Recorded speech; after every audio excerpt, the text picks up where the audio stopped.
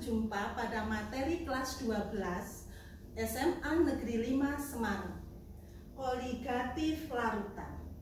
Kita sudah tahu bahwa larutan terdiri dari zat terlarut dan zat pelarut. Contohnya larutan gula.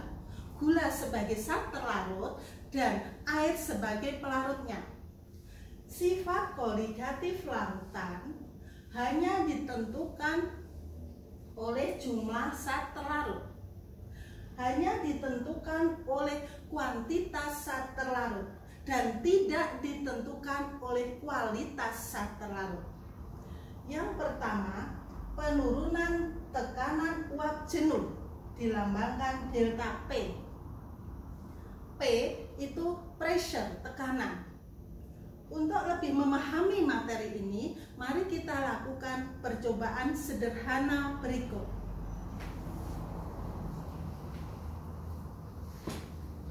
Tersedia panci A dan panci B.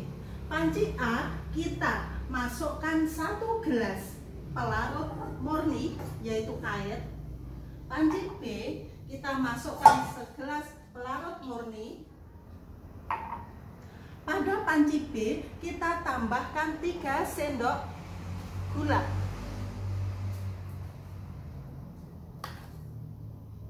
Kita panaskan dengan api yang relatif suhunya disetel sama.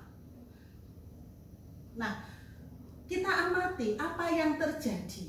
Ternyata pada panci A yang hanya berisi pelarut murni ini bisa menguap total tanpa sisa.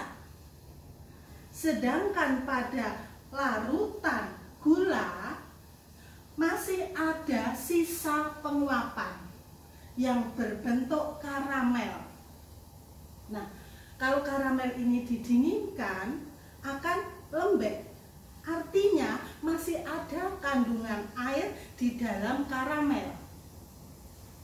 Dengan demikian, pada larutan gula, gula ini mengikat air sehingga ada sisa yang tidak menguap. Artinya tekanan uap larutan gula lebih rendah, sedangkan tekanan uap air pelarut murni ini lebih tinggi. Dibuktikan dia total menguap, tidak tersisa. Selisih antara tekanan pelarut murni dengan tekanan larutan gula dinamakan penurunan tekanan uap jenuh yang dilambangkan delta P. Kita lihat di sini. Delta P besarnya tekanan uap jenuh pelarut murni dikurangi tekanan uap jenuh larutan. Bisa dimengerti ya. Yang kedua, kenaikan titik didih yang dilambangkan delta TB, B, boiling. Mari kita lakukan percobaan yang kedua.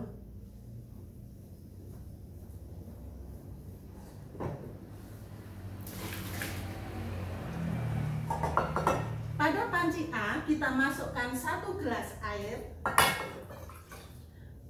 Pada panci B kita masukkan 1 gelas air. Pada panci B kita masukkan 3 sendok gula.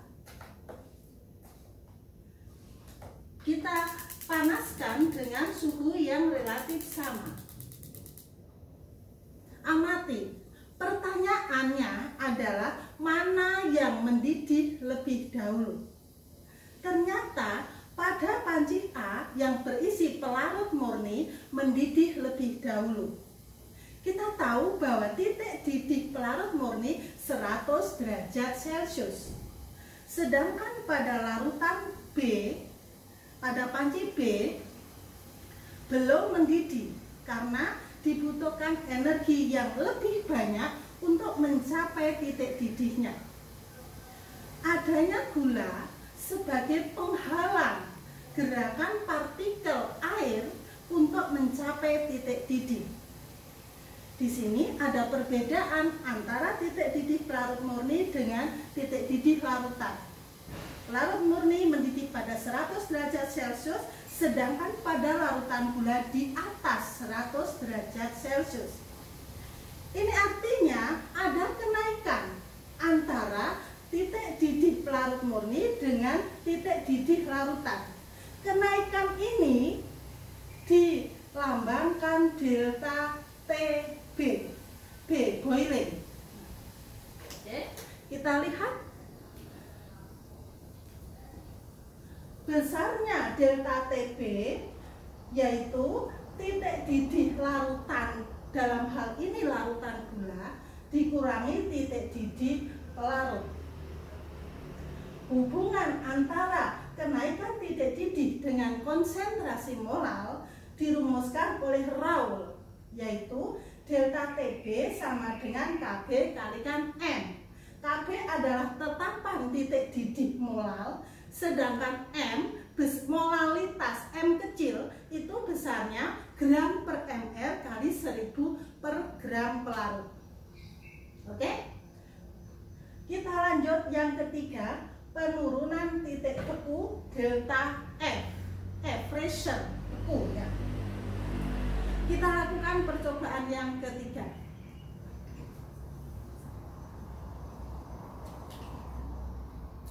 Tersedia dua pelarut air, dua gelas pelarut air, gelas A dan gelas B.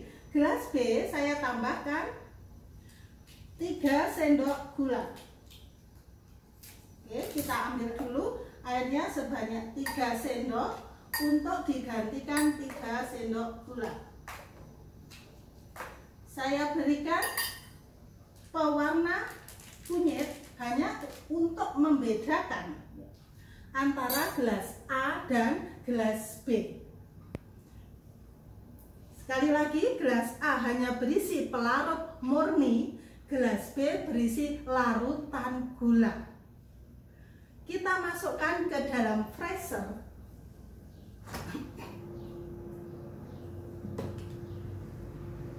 Tunggu beberapa jam.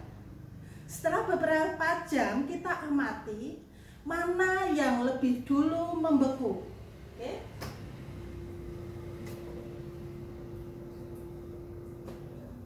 Ternyata yang lebih dulu membeku adalah gelas A yang hanya berisi pelarut murni. Sedangkan gelas B yang berisi larutan gula belum membeku.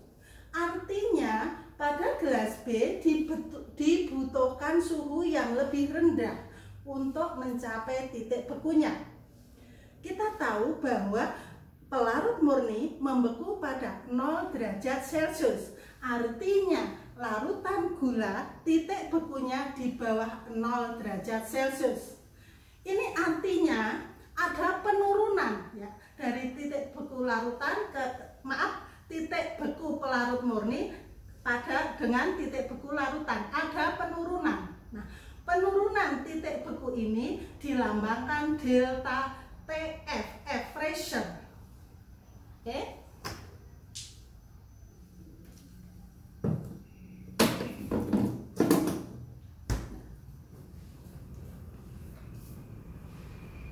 Delta TF ini besarnya titik beku pelarut murni dikurangi titik beku larutan.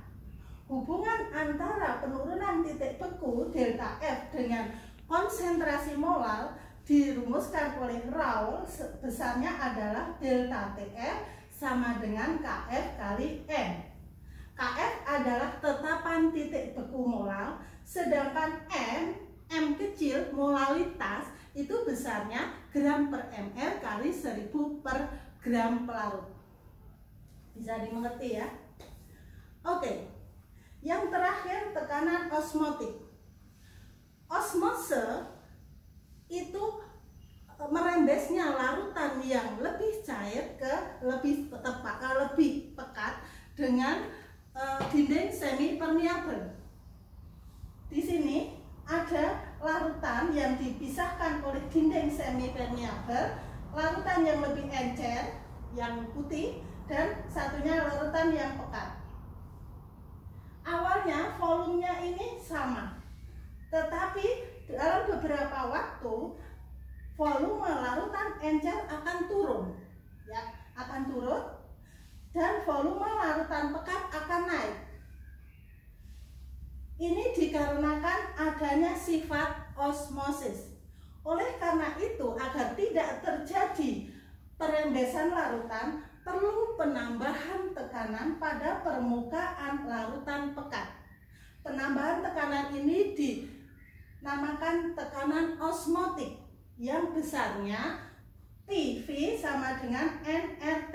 P itu tekanan osmotik, V itu volume larutan, N itu mol zat terlarut, sedangkan R itu tetapan gas yang besarnya 0,082.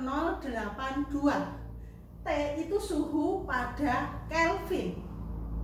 Demikian pengantar dasar koligatif larutan. Ibu beri kesempatan pada anak-anak untuk membuat percobaan di rumah dengan alat-alat sederhana sebagai berikut. 1. Sediakan 2 pelarut murni, 2 gelas, ya. Gelas A dan gelas B. Gelas B ditambahkan 3 sendok garam. Kemudian keduanya dipanaskan pada panci A dan panci B. Amati mana yang lebih dulu mendidih. Analisa, berikan tanggapan Anda dan laporkan. Yang kedua, dengan bahan yang sama, 2 gelas air, yang gelas A dan gelas B-nya ditambahkan 3 sendok gula, kemudian keduanya dimasukkan dalam freezer. Amati mana yang membeku lebih dahulu. Buat laporannya dan diserahkan lewat daring sebagai penilaian praktikum. Selamat mencoba.